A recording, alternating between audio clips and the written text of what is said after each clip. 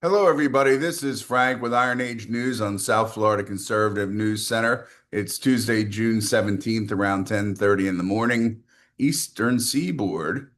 And as of now, Tehran, Iran is still in one piece, or major large pieces, versus what the potential was last night around 1 a.m.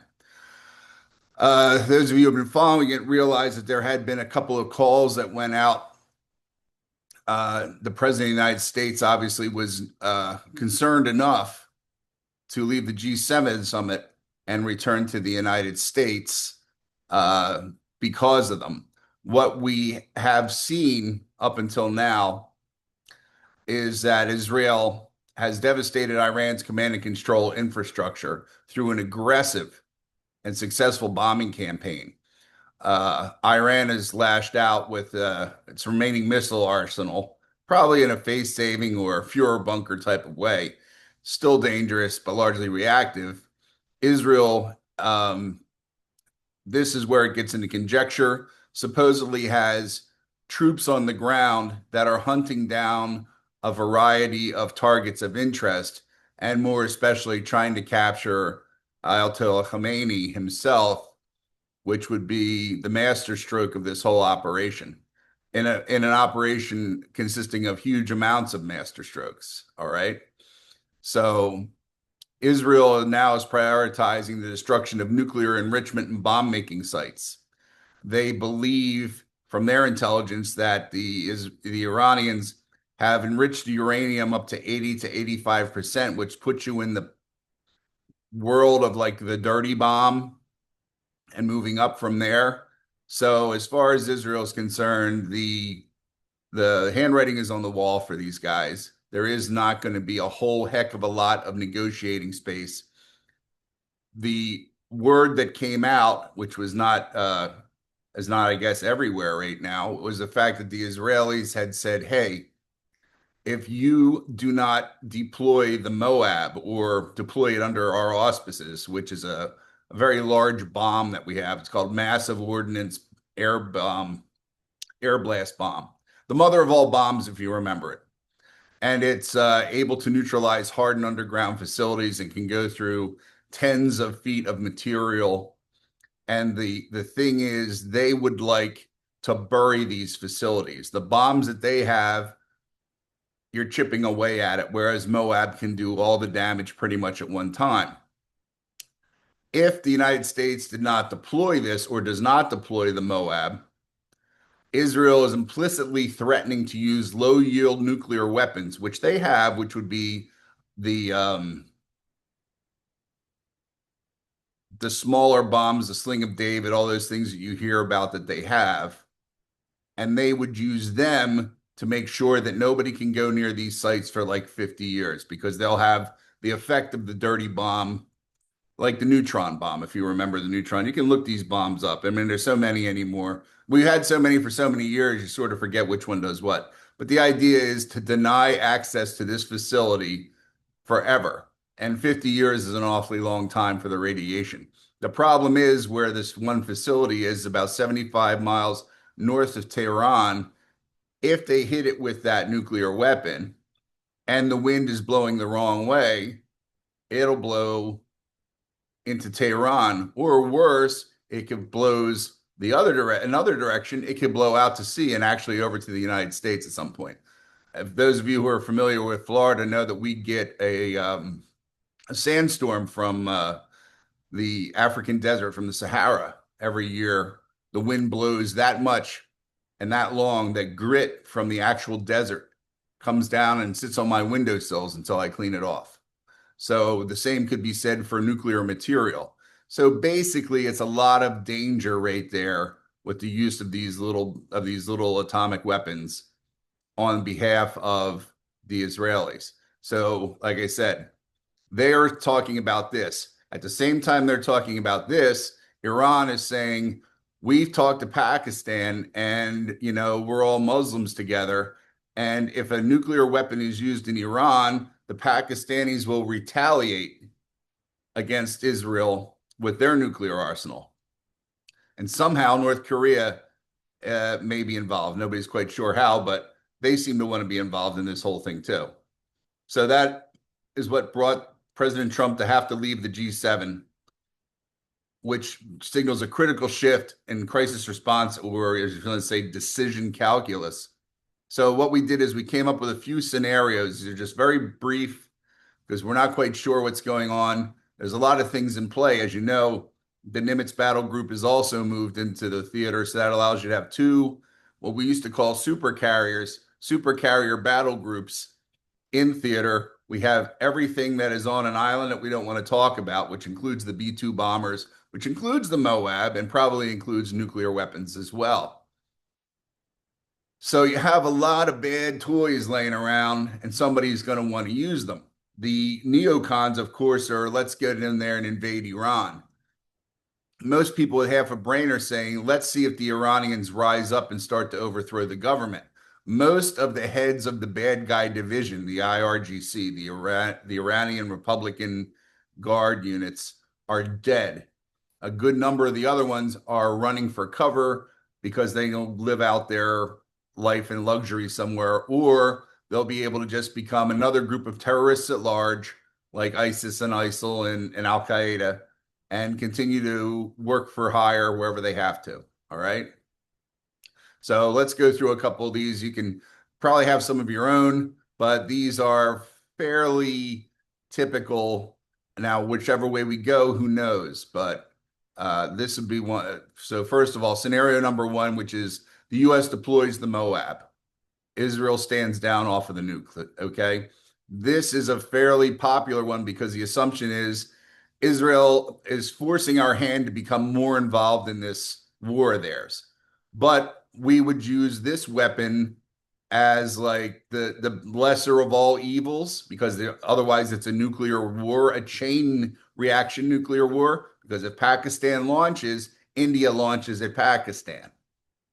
If people keep forgetting they're two nuclear countries, don't like each other. Anything comes out of a missile tube in Pakistan, India thinks it's going to them.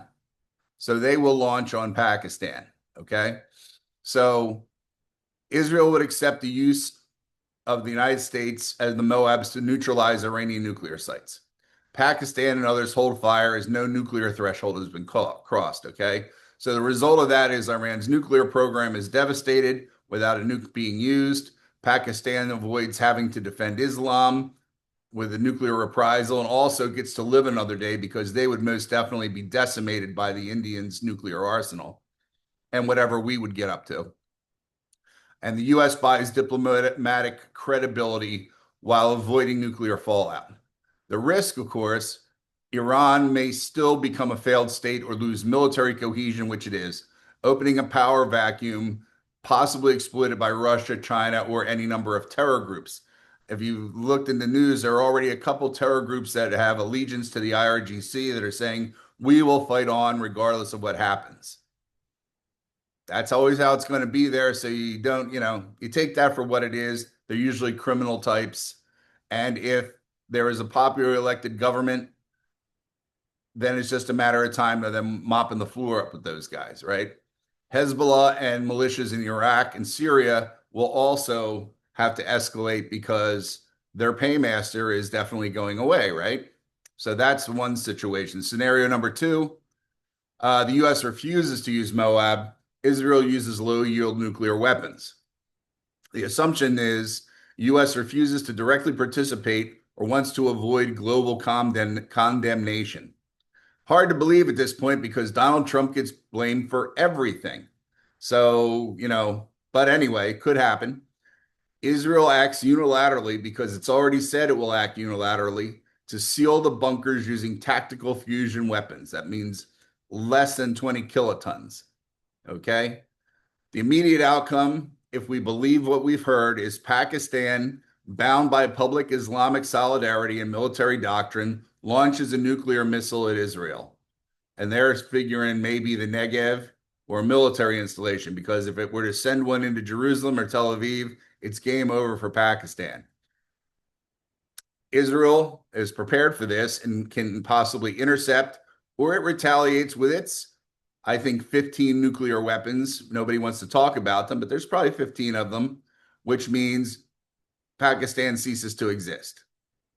All right, if they hit the right spots, because they could then do a panic launch or a dead man switch launch, and then it's over for everybody in that area. The escalation triggers, which adds North Korea. They supposedly, like I said, I don't know how they fit into that. This is not my part of the world so much for the Koreans. And their thought may be that they may openly test or even launch a missile toward Japan or Guam or something to see what the US does. They may do that at the behest of the Chinese. And China and Russia may use the chaos surrounding any type of big weapon use to either attack Taiwan or move forward in Ukraine. The global response, this is all still under scenario 2, and you can see this on our webpage. I'm pretty much just reading it straight so nobody can say different about it. The global response is NATO calls an emergency session and Europe's deeply fractured. Oh, well, we knew that. UN Security Council's deadlock, because they will. Oil will surge to $200 a barrel or more. Global markets will crash. Civil unrest in Western cities over war and inflation. This would give all these illegal Arabs and all the European countries the green light to just go nuts, because they can and they will, and there will be very little to stop them because of the buy-in that these socialist governments have made, putting their people in key choke point positions. Okay, so that's a really bad scenario. Scenario 3, the Iranian military defies a regime and the collapse ensues. The IRGC commanders, not in the Ayatollah's direct circle, defect or refuse suicidal orders. Could be, because what you had with the IRGC is it's a lot of cult of personality. They run it like a gangster fraternity. They see guys that have promise and they get rid of them.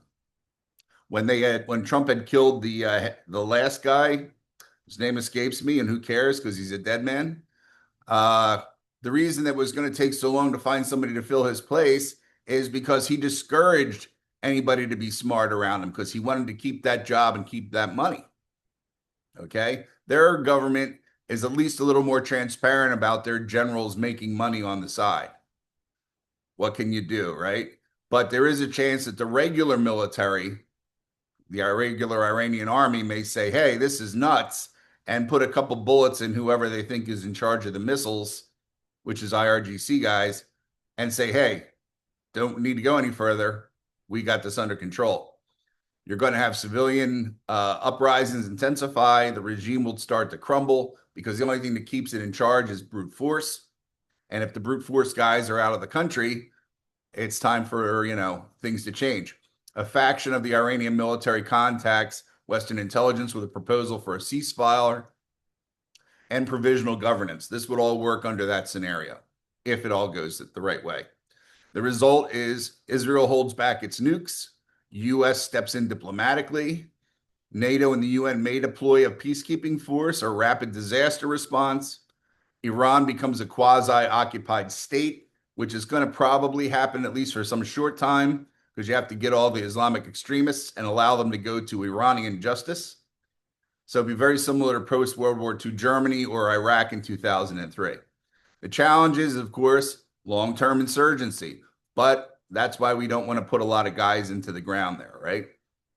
Regional players like Turkey and Russia will try to influence succession politics. And the U.S. and Israel, of course, will get blamed for it all, even by the European Union and NATO. So that's where those things come out. Now, regular additional modifiers to those is the environmental risk, which is the fallout and the weather patterns if the nukes are dropped. All right. And that's a key consideration. Fallout drift from tactical nuclear use. Prevailing winds in the summer over Iran, which is June to August, are generally west to east due to the subtropical jet stream. Southern Iran, weather patterns can carry fallout eastward into Afghanistan, Pakistan, and India, which may be a decider on Pakistan wanting to drop any bombs or getting involved with this mix anyway. All right, more getting involved with the mix, because if someone does nuke something in Iran, they're still going to get the fallout in Pakistan. If deployed near Fordow or Natanz, radiation can drift towards major agricultural zones, thereby poisoning all the food. So you have the possible contamination of the Zagros Mountains, which is a big water source, the Iranian Plateau for agriculture, and the populations in Mashhad, Herat, and even Western China, depending on altitude and yield. So once again, maybe the Chinese ought to think about what they're doing before they do it, but it doesn't bother them because they can lose a couple 100,000 people in a war and not feel bad about it. The global consequences is going to be immediate condemnation of Israel for the environmental damage, if nothing else, because they know the Israelis don't want to hear any shit about killing these guys after they've been killing their people. So they'll go green on them, which would be, like I said, condemnation for the environmental damage. Even allies like India may break diplomatic ties over regional radiation fears, and the fallout could force U.S. allies to demand a ceasefire and sanction Israel. So that's what we were talking about with what can happen with the winds and things of that nature. That also, if you're following what has not occurred recently in the Ukraine battle, if Russia wants them to stop now, they were dropping bombs near the old Chernobyl factory, the radiation reactor. If they were to pop the top on that thing, it would kill the rest of the Ukrainians. The reactor is still lethal, be lethal for a couple of 100 years. And if they were to knock a hole in it, the byproduct out of that would finish off the Ukrainians. He hasn't mentioned that, but he sort of alluded to it with his tactic of bombing. Why the Ukrainians don't talk about it or why nobody sees it. Everybody sees it. Nobody wants to say it because that would stop the war pretty much now. Okay. Now, as far as alliance and strategic posturing, the United States, we're just going to have a few more. Keep awake for this part. Torn between loyalty to Israel and nuclear non-proliferation norms. We don't want anybody else having nuclear weapons, and we don't want anybody else using them, which is probably why, like I said, we may use the Moab to keep anybody from having to use nuclear weapons. There's going to be an internal division in the United States. All right. The Pentagon and the State Department are probably going to go different ways. The Pentagon and the president are probably going to go different ways because the Pentagon is not loyal to the president of the United States at this point. I can't say so much about the State Department in general, but Marco Rubio seems to have a better grip on the State Department than Hegseth has over the generals. Just could be seen that way, but there's a lot more heads to crack. Pete's got an uphill battle on a good day. Okay. If the president, well, sorry, this way. The president's return from the G7 may signal either one of these things: imminent direct intervention, which is the weaponry we're talking about being dropped, a global diplomatic push to de-escalate, or a preparation for a DEFCON elevation. The president cannot be out of the country if nuclear weapons are going to be used. It's just not done. Now, Pakistan feels obligated to respond if Israel uses nuclear force. The country is almost in ruins. The only thing it's got are these nuclear weapons and its quote unquote image in the world. Internal factions like the ISI, the military hardline Islamists, may force the hand of moderate civilian leaders. The Indian response becomes pivotal because New Delhi may mobilize in anticipation of Pakistani instability. Them knowing if they launch a nuclear weapon at Israel, then the crazies have taken over Pakistan, which means that India is next. So they are not going to allow a second missile off. They'd hit Pakistan. This is all from regular doctrine, guys. We're not making any of this up. So that's where you stand with that crew. You can go watch Eye on television. You could go look up Amit Singupta, always very good. They're all on YouTube. You can check them out. They hate the United States, so you'll get a good other world view. Well, not Singupta, but Eye on television definitely hates the U.S. Russia and China, because we'll put them together on this one. They are going to seize the narrative of Western's destabilization. China may push propaganda about U.S. and Israel overreach while quietly warning Pakistan, hey, stand down, because it will spoil the energy trade routes that China has together if Pakistan becomes a smoking ruin. Russia may exploit the Iranian regime collapse to insert private military contracts or to push arms deals with whoever the successor faction is if it goes to a split. If the Shah's family comes back and then these other goofballs come back, the goofballs on the one side will be sponsored by probably the PMCs of the Wagner type groups, okay, because they won't have the regular army under them. Now, North Korea, once again, strange that they're involved, but they may use the time to test an ICBM to distract the US and posture as a new Axis power. That's how they think. So, possible clandestine support for Iran's remnants or for Hezbollah. And that's where, like I said, you have to have somebody who really spends the time on North Korea. That is not me. That's not any of our guys. So I can't really go any further than that. Wild card scenario, which would be a false flag or a misfire. A non-Israeli actor detonates a nuke in Iran, possible, blaming Israel to trigger nuclear retaliation by Pakistan.